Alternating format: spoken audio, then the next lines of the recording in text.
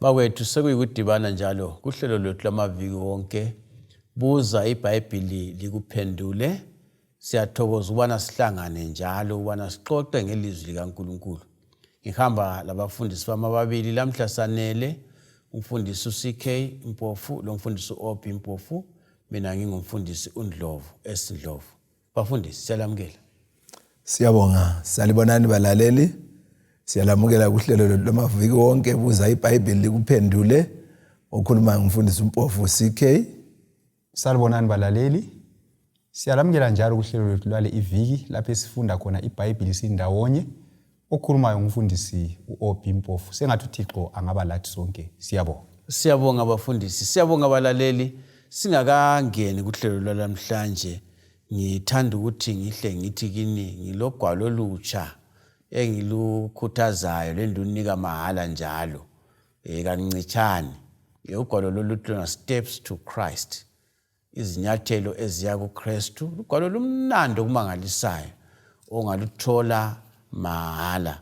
Thumela umbiko wakho unombolo zocingo u0718 444 196 0718 444 196. Bafundisi, kasingenene endabeni yosuku lamhlanje. Lamhlanje sikhangela indaba yekhisimusi eBhayibhelini. Indaba yemnanda soba ukhisimusi.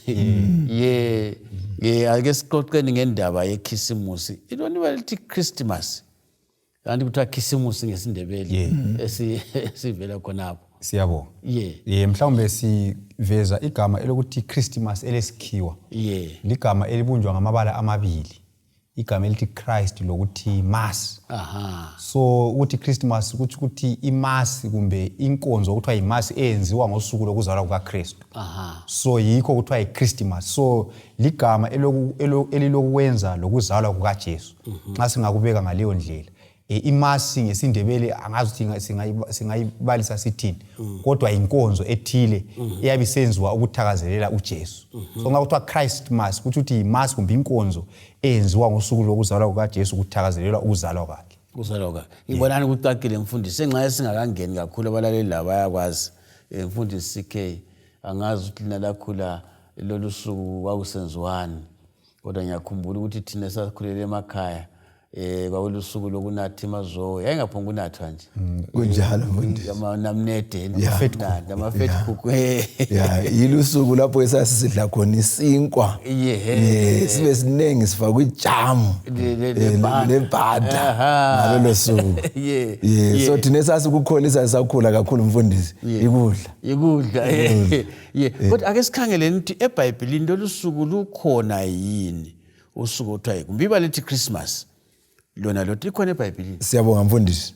eBhayibhelini ungaze udinge kusukisela encwadini yakuqala ekaGenesis uze uyefika kuSambulo, alikho lelo bala.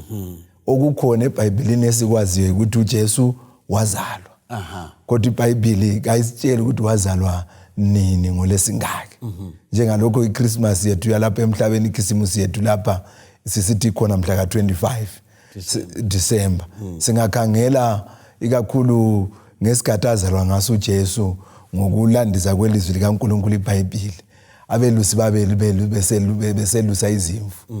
Ungaqathanisa isikhathi ababeselusa ngaso lenyanga le kaDecember thina esithiyo ikhisimusi yethu mhla ka25 kakuhambelani. Ngoba bona isikhathi ababeselusa ngaso sikhangele enyangeni kaSeptember lenyanga kaOctober khona phana. Kodwa iBhayibheli alisitshelanga ukuthi uJesu wazalwa nini. Indlela angazi ophi ukuthi ungakwengeza khonapho ukuthi mhlambe kulesizathu ukuthi uNkulunkulu engazanga aveze. Engcenye ukuzama ukuthi sichasise lapho singakhangela isibonelo sendaba kaMose. uMose amaJuda babe emqhakathekisa kakhulu.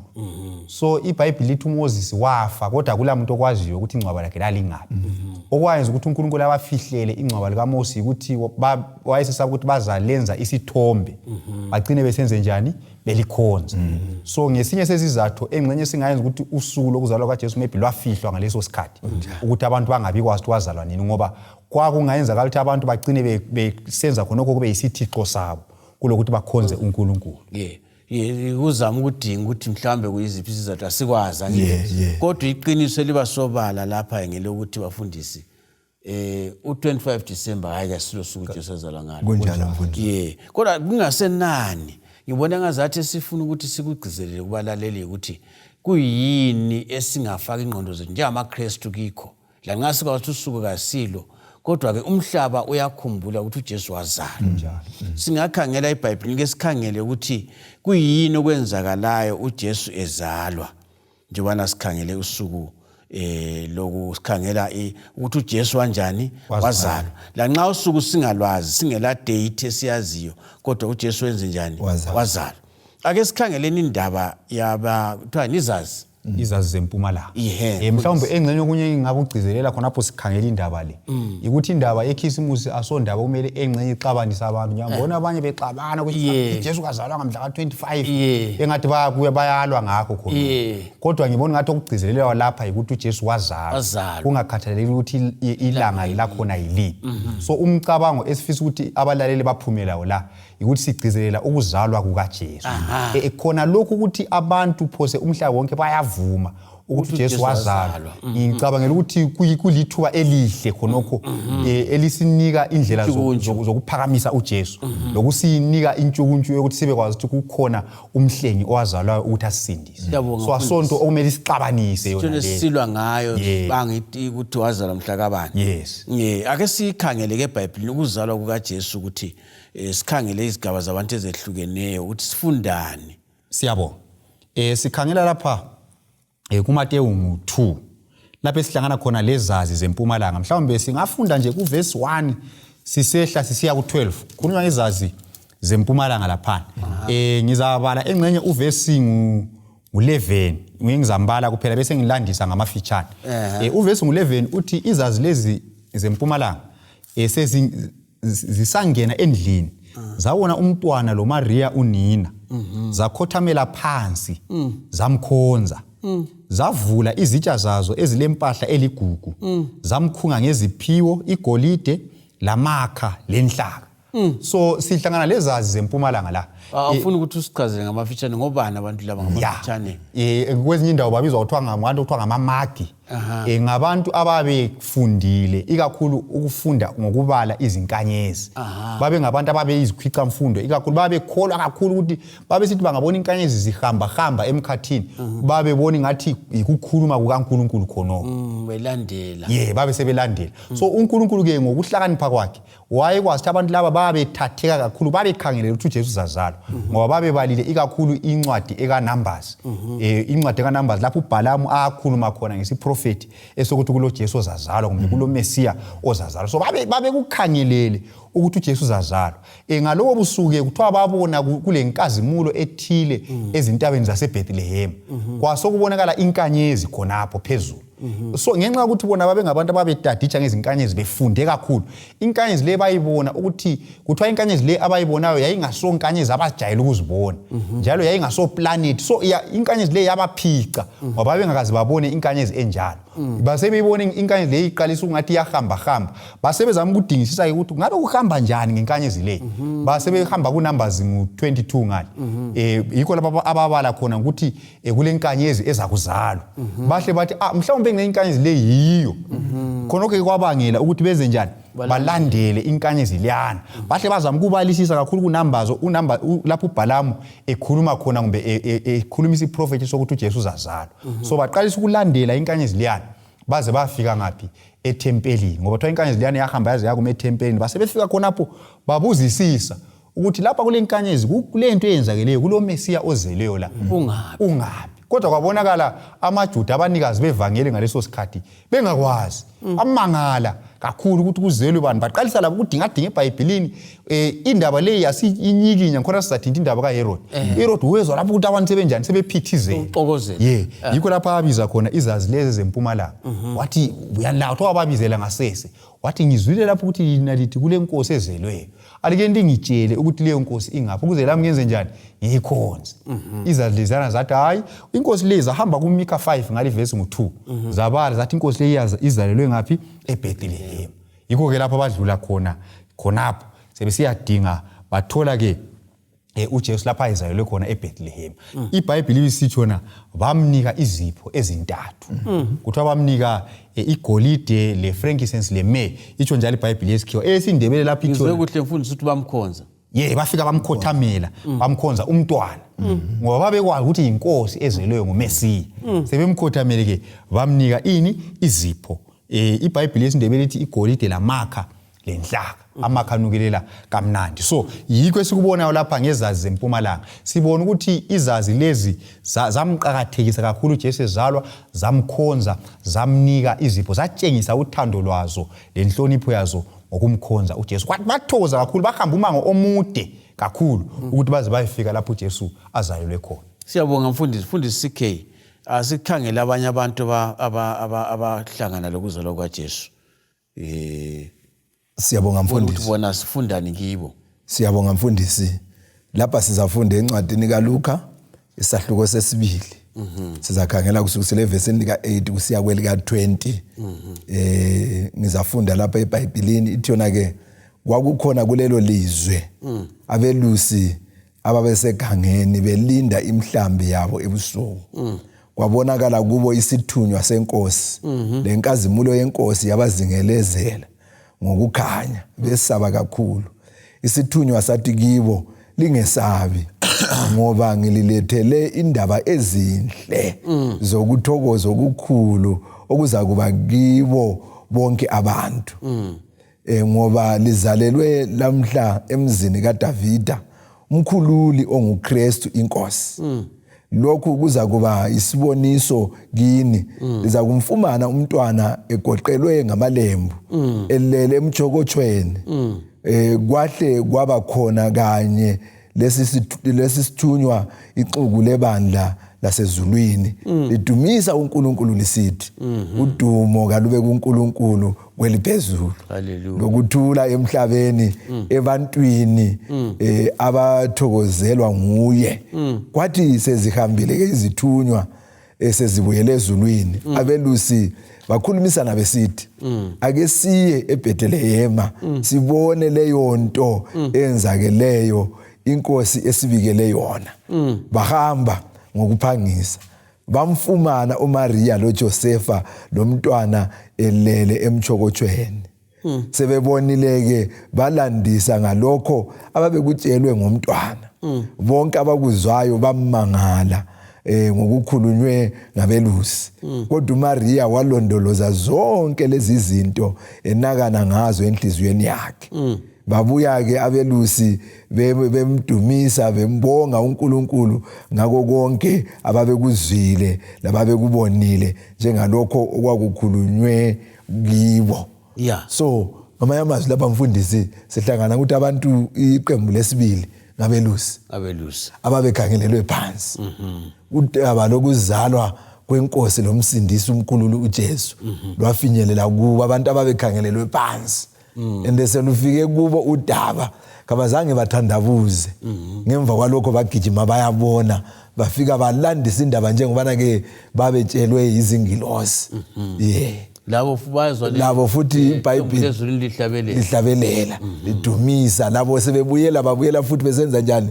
Bedumisa bebonga uNkulunkulu. Ngicela ukulibuza abafundi, sizalibuza lobabili lapha likhululeke ukuphendula ukuthi abantu kade sinxa bethakazela ikhisimusi nje wasikhulumile ukuthi anti bathi bathazuzwa uzalwa kwaJesu. Ngitsho nje hayi wonke umuntu, kodwa ke ngiyambona abanye nje ukuthi babecabanga ngayo uJesu kumbe kuya kulokunye. Ngikhangela laba sibakhanga amaqembu amabili. Laba bamnika izipho zokumdumisa. Laba bafika bamkhonze. Bezwa ingilosi zihlabelela ziletha umbiko omnandi. Umhlaba namhlanje jikelele uyathokoza ukuthi uJesu wazalwa. Kodwa ngasikhangela nje kungenzakala yini ukuthi pho asithuba kwesikhathi lokwenza imali? Siyabo. Engikubona mina okuvamileyo yikuthi kulezinto eziningi ezenzakalayo ngosuku lona lolu olwekhisimusi. Kwesinye isikhathi abanye bathi lusuku mhlawumbe lokuzithokozisa. Amafaro nxa ngakubeka ngaleyo ndlela. Abanye ngizwe besithi mina nathi kodwa nginathakanye ngomnyaka ngekhisimusi. So kwesinye isikhathi kugcina sokungathi izehlakalo ezenzakala ngabantu ezenziwa ngabantu abaningi zicina sezingathi azisahambelani lokuthi kuthakazelwe ukuzalwa kukabani aziphakamisa uJesu aziphakamisa uJesu kukanti lolu kumele kube lusuku olokuphakamisa uJesu lokukhumbuzana ukuthi kulomsindisi kanjani owazalwayo ukuze thina senze njani sisindiswe. Lokho kwenza mbuze bafundisi ukuthi anti ingoma le ehlatshela lapho kuthiwa udumo kuNkulunkulu kweliphezulu nokuthula emhlabeni kubantu abathokozelwa nguye. Unjalo. Ukuthi kuqakatheke ukuthi ngabe amehlo ethu akhangela umsindisi. Kakhulu mfundisi. Kodwa ke nxa sokulahleka khonapho. Kulahleka kakhulu. Ikakhulu ungakhangela emalokitshini la semaphandleni abantu bayabuya bezobuthana kuma growth point. Khonapho nxa kubuthana kuma growth point kuyanathwa kwenziwe yonke into. Isiphetho sakhona babe sebetakiwe sokulwiwa. Isiphetho sakhona abantwana amantombazana asakhulayo lusuku abaphuma bese bezithwele. Kulokuthi kube lusuku okumele kudunyiswe inkosi ngalo. Wabuye ukuthi azosinceda azosikhulula asihlenge. Nasesingene ezonweni. Sesingene ezonweni. Siwazalwa ngayo. Kunjalo mfundisi. Abantu isikhathi sesilomhawu. Ngicela sifikeni ekuxoxeni kafitshane ngendaba kaHerod mfundisi kafitshane Siyabo. Eka Herod iyasincedisa ukuthi sihle sicazule le ndaba lesanda kukhuluma ngayo. Sihle siqhumanise. Lapho sibona ukuthi uHerod uthe sezwile ukuthi kule nkosi ezelweyo. Yena kuye kazange akhumbule ukuthi kumele inkosi ikhonzwe. Yena wayesabela isikhundla sakhe. Ukuthi phela amaJuda ngabantu bami lapha embabusayo. So ngaso kuthiwa sokule nkosi yabe sizele ukuthi senilahlekelwa ukubusa lapha. So indaba le uHerod yamthukuthelisa. Kodwa kuthiwa wayigcina ngaphakathi kwakhe. Wabiza izazi zempumela kungafunda uMateyu ngo-2 khona phana. Ivesi ngo-7. Kwangikhona uHerod esezibizile izazi ngensitha. Wabuzisisa kuzo isikhathi sokubonakala kwenkanyezi. So uHerod wababiza wathi ngizwile lapho ukuthi libona inkanyezi lilandela inkanyezi lini. So alike lingitshele ukuthi inkosi lezelweyo izalelwe ngapi lami ngifuna ukuyikhonza. Kodwa yena wayengajonganga ukukhonza. Wayefuna ukubulala uJesu. So wayefuna ukuthi abe kwasuzalelwe ngapi. Wafuna ukuthi abulala uJesu. Siyakwazi ukuthi kasazange atshele ngoba izazi zempumela zatshela ukuthi zingabuyeli ngendlela ezinjani ezibuye ngayo. Kodwa yena wagcina esithi abantwana bale 2 years kusiya phansi kabenziwe njani ababula abangabafana. So sibona ukuthi uHerod yena kulokuthi athokoze ukuthi kulomsindisi ozelweyo yena uphikisana lecebo likaNkulunkulu uvuma ukusetshenziswa nguSathane ukuthi abulale abantwana ezama ukuzingela ubani uJesu. Kodwa mfundisi ungakayikhatshana khanye isihluku sakhona sokubulawa kwabantwana abangelacala abancane. Ukuthi uJesu ezalwa kwahle kwaba labantu ababulawayo bebulawelwa uJesu. Kodwa lokho kusitshengisa ukuthi siphakathi kwempi enkulu. USathane uvele ufuna ukutshabala isicebo lani losindiso. Kodwa siyazi indaba ukuthi uJosepha watshela ukuthi babaleke baye ngapi eGibhithe. So indaba kaHerod iyasincedisa ukuthi kwesinye isikhathi ngekhisimusi khona phana kuba lamaqembu amabili. Kule qembu elithakazelela ukuzalwa kukaJesu sivili. Kodwa kube lelinye iqembu eliyenza izinto eziphikisana lobani loJesu. Khona kade sikuthinta la ukuthi kucina kusiba lilanga lokufa kwabantu lokulwa lokudlwangudlwanga lokugwazana. Leli qembu eliyenza njalo liyabe selisikhumbuza ukuthi kwesinye isikhathi liqembu elivuma ukuphikisana lomsindisi kulokuthi kukhonzwe umsindisi kudunyiswe umsindisi. Kasincediseni ke bafundisi isikhathi singani sesiphela. Abantu kasibancedisenini mbonani Mateyu 25 angasincedisa ukuthi kuyini esingakwenza ukutshengisa ukuthi siyananzelela ukuthi uJesu wazalwa ngendlela eqondileyo engalimaza impilo zethu futhi engabulali abanye abantu. Ake sikukhangele nini ukuthi singancedisana njani. Siyabonga mfundisi. Engxenye sibale bese sifaka nje ngamanje. Ngabala ngamafitshane ngoba isikhathi sesingani sesihambile. Right. Lapha ke kukhulunywa ngokwehlukanisa kwemhlambi yabantu ababili. Usayiqambanga ukuthi Mateyu ngo-25 kusukisela evesini lika 31 usiya kuma kwelika 46. Kodwa ke angizwe kubala ukuya kuma kwelika 46. Ngizaqalela ku 33 bese ngisiya kuma phakathi laphana. Abese sithena ke nxa kusehlukaniswa ke imhlambi yabantu njengoba ke sesikuthindile laphana. Uthena ke kuzaba lemhlambi emibili abanye umhlambi omelwe izimvu omunye ngomelwe izimbuzi. So izimvu ziyabe sesandleni sokudla imbuzi ziyabe sesandleni sokhohlo. So abe sesithena ke kuvesi lika 33 uthena ke inkosi ibeke izimvu ngakwesokunene sayo lembuzi ngakwesokhohlo sayo. Kungikhona inkosi iza kuthi kibo abakwesokunene sayo, ozani lina elibusisiweyo ngubaba lidle ilifa lombuso elawulungiselwa kusukisele kudatshulweni komhlaba.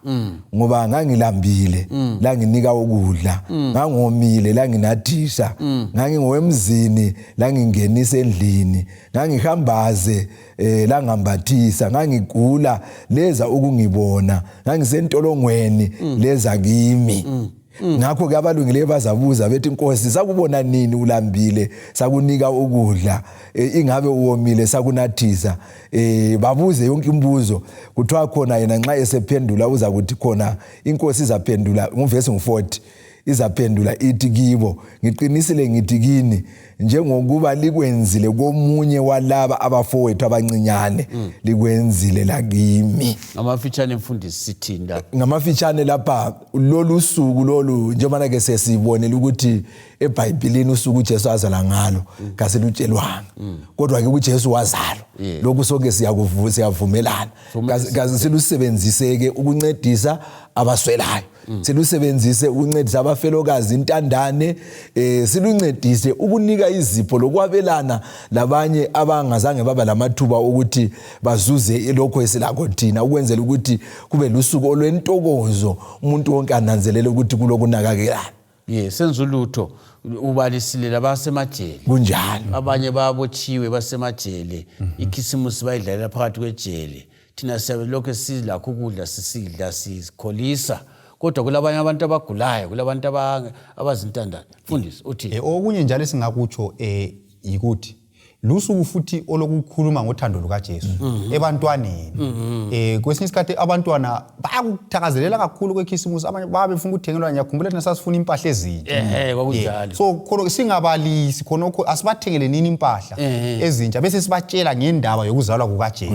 Sithathi ama opportunities zona la ukuveza ukuthi uJesu wazalwa. Kukuhle khona lokho ukuthi sikwenze. Above all kumele sikunanzelele ukuthi sikhangele ngingabuthanisa ukudla mina ngalelo langa ngidle ngikhohle ukuthi kulabanye abantu abangadinga usizo lwami, ngibatshengisa ngothando lukaJesu. Silabantu khona lapha sikhuluma sinje mfundisi khona lapha edolobheni abahlala edilidini. Kunjalo. Bona bazayithengelwa mbani ikhisimusi. Kunjalo. Bona bana abantu kumele ukuthi sibacabange. Thina bese sidlala isimali sithenga into ezidutshulwayo ebusuku abantu bangalala. Kulomunye umuntu olambileyo ohambaza ongancediswa. Omakhelwane bethu silezalukazi ezingasela mandla. Silaba felokazi. Silentandane phakathi kwethu. Singeke siswele abantu. Mina mbona nibafundisi nxa singathi lusuku lokwabelana. Lokuthi abadinga ukuncediswa even ngemisebenzi. Ukuthi siye basebenzela. Kumele abantu bathi nxa esikwenza konke ngalolu suku babe kwathi uJesu lothando. Lusuku lokutshengisa uthando lukaJesu. Njalo uJesu wazinikela. uJesu wazinikela. Wazalelwa emkhombeni wezinkomo. Kunjalo. Wezinyamazana. Kunjalo. Hayi balaleli siyabonga ngilethemba lokuthi liyaphathiseka ukubana usuku lekhisimusi ake sibambe ngenye indlela. Cabanga umakhelwane wakho, cabanga umntwana ongelabazali. Cabanga umuntu oswelayo, cabanga abasejele labagulayo. Kasicabangeni ngalabo bantu. Senze ulutho oluzatshengisa ukuthi uJesu luthando.